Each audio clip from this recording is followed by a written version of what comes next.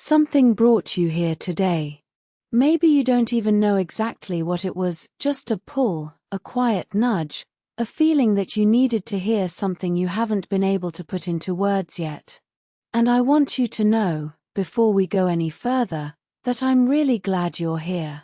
Because if you've been feeling strange lately, not broken, not sick, not crazy, but strange, like you're in between two versions of yourself and neither one fits quite right anymore, stay with me. Walk through this with me today. Because what I'm about to share might be the most important thing you've heard in a very long time. You are not falling apart. You are waking up. And those two things can feel almost identical from the inside. For a lot of women, a spiritual awakening doesn't arrive the way they imagined it. It doesn't come with soft music and golden light and a sudden sense of peace. For most of us, it arrives disguised as a crisis. A loss. A relationship that ended. A night where you couldn't sleep and found yourself staring at the ceiling wondering who you even are anymore. It arrives as exhaustion, as grief, as a deep and aching restlessness that you can't shake no matter how busy you keep yourself. If any of that sounds familiar, I need you to hear this. You are not doing it wrong. You are right in the middle of it. And today, I want to walk you through 12 signs that what you're experiencing isn't a breakdown, it's a breakthrough unfolding in real time. Let's begin. The first sign is that things that used to satisfy you simply don't anymore. The job, the routine, the friendships that felt comfortable, they start to feel hollow. Not because anything is wrong with them, necessarily, but because you are outgrowing the container you've been living inside. This is one of the earliest and most disorienting spiritual awakening signs, and it can feel like depression when it isn't. It's your soul asking for more truth. The second sign is that you've become hypersensitive to energy, to people, to environments. Crowds feel overwhelming. Certain relationships drain you in ways they never did before. You walk into a room and feel what's in it before anyone says a word. This heightened sensitivity is not a weakness. It's your awareness expanding. Your nervous system is recalibrating to a new frequency of perception. Take a breath here. Just a slow, quiet one. Let your shoulders drop. The third sign is disrupted sleep, especially waking between 2 and 4 in the morning. In many spiritual traditions, this is considered the hour when the veil between the conscious and unconscious mind is thinnest. Your body is processing things your waking mind hasn't caught up to yet. If this is happening to you, you are not alone. Millions of women going through the stages of spiritual awakening experience exactly this. The fourth sign is a sudden and deep questioning of everything you were taught to believe. About God. About yourself. About what a good life looks like. About who you're supposed to be. This questioning can feel terrifying, especially if your identity has been built around certainty. But this is the cracking open that has to happen before something true can take root. The fifth sign is what is often called the dark night of the soul. And I want to spend a moment here because this one is important. The dark night of the soul is not a metaphor. It is a real, identifiable stage of spiritual transformation where everything that you've been suppressing, every grief, every wound, every masked version of yourself, comes rushing to the surface. It can look like a breakdown. It can feel like falling. But mystics and healers across centuries have named this experience because they recognized it as a sacred passage, not a dead end. If you are in your dark night right now, I need you to hear me. You have not been abandoned. You are being hollowed out so you can hold more light. The sixth sign is that synchronicities start appearing with startling regularity. You think of someone and they call. You ask a question silently and the answer shows up in a book you randomly open, a song on the radio, a stranger's words. This is not coincidence. This is your perception opening to the intelligence that was always there, quietly trying to reach you. Pause for just a moment here. Put one hand on your chest if you want.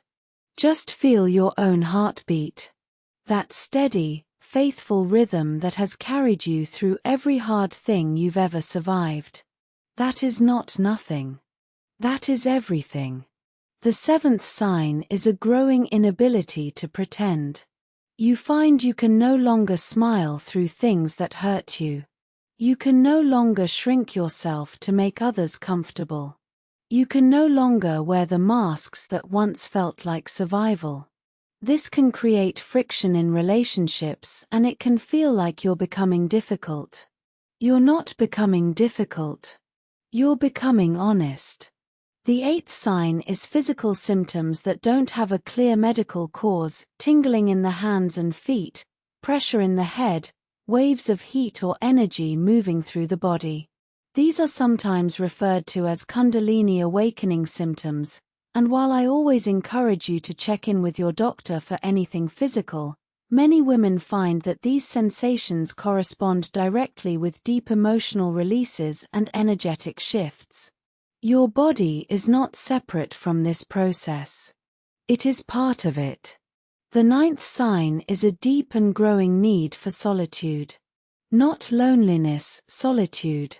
The desire to be quiet, to be still, to sit with yourself in a way you never needed before.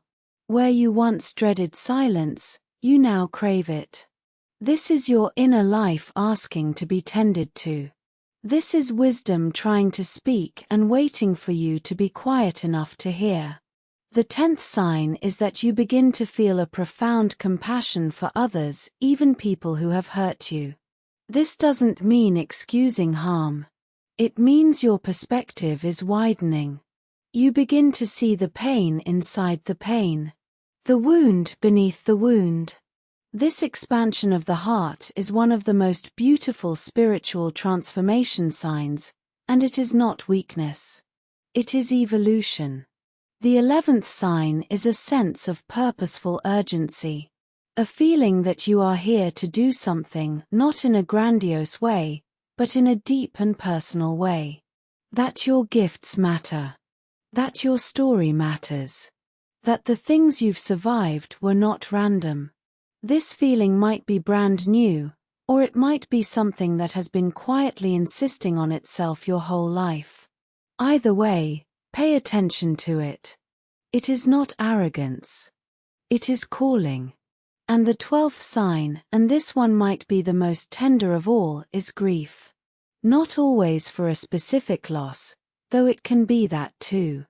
But a grief that feels ancient and unnamed. A mourning for the self you've been leaving behind. A sadness for the time spent not knowing what you now know. A quiet ache for a home you can't quite locate but somehow remember. This grief is sacred. Do not rush it. Do not medicate it away if you can help it. Sit with it gently. Because inside that grief is the outline of who you truly are, and she is worth grieving for. She is worth finding. Now I want to bring you to the part of this that matters most. I want you to take a slow breath in through your nose. Hold it for just a moment. And let it go through your mouth. And now I want to give you permission to release something. I want you to let go of the idea that you should be further along by now. Let that go. It has been sitting on your chest for too long. And it was never true. Every single step you have taken, every moment of confusion, every sleepless night, every relationship that shifted, every version of yourself you've had to grieve, all of it was exactly what your journey required. None of it was wasted. None of it was a mistake. Let go of the shame around how messy this has looked. Awakenings are not photogenic. They are not clean. They don't arrive on a schedule and they don't care about your timeline. And that's okay. The caterpillar doesn't know it's becoming a butterfly while it's dissolving inside the cocoon. It just does what it needs to do in the dark. Let go of the need to explain this to people who aren't ready to understand. Not everyone will see what's happening inside you. Not everyone is meant to. Your transformation is not a debate. It is not a performance. It belongs to you. And finally, let go of the fear that you are too broken to make it through to the other side. You are not. I promise you. The very fact that you are here, that something in you reached for this, that you stayed, that is evidence of a resilience that runs deeper than anything you've been through. You do not need to white-knuckle your way to wholeness. You just need to keep walking, gently, one breath at a time. You are waking up. And waking up is supposed to feel a little disorienting at first. That's how you know it's real. Before I let you go, I want to ask you something, because I genuinely want to know. Which of these 12 signs felt the most like looking in a mirror? Which one made you stop and think, that's me, that's exactly what I've been living? Tell me in the comments. Be as specific or as brief as you want. I read every single one, and your words matter more than you know. You might also find that reading someone else's comment gives you the exact comfort you needed today. Stay with this community. We are building something here that is rare, a place where women going through the hardest and most beautiful transformations of their lives can be real with each other. You are not alone in this. Not even close. If this video reached something inside you, please share it with someone who needs it. You might not even know who that person is until the moment you think of them, and that moment is probably right now. Trust it. And if you want to go deeper, come find us at dealerofhappiness.org. There is a free healing journal there, a community of women walking through exactly what you're walking through, and more resources to support you on this path. If this is a place that feels like home, subscribe and stay. We are here every week with something made just for you. You are not falling apart. You are waking up. And I am so glad you're awake.